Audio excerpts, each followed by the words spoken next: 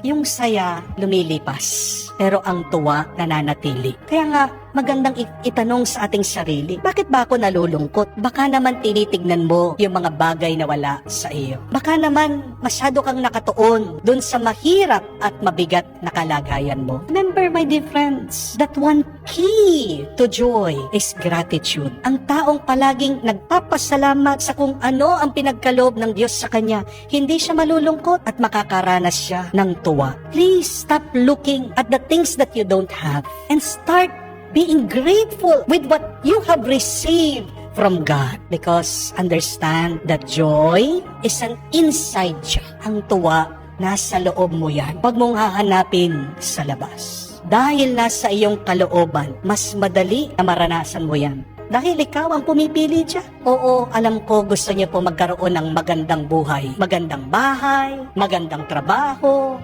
magandang kalagayan. Hindi po masama yan. Pero bago mo hanapin na pagandahin ang iyong buhay, pagandahin mo ang iyong kalooban.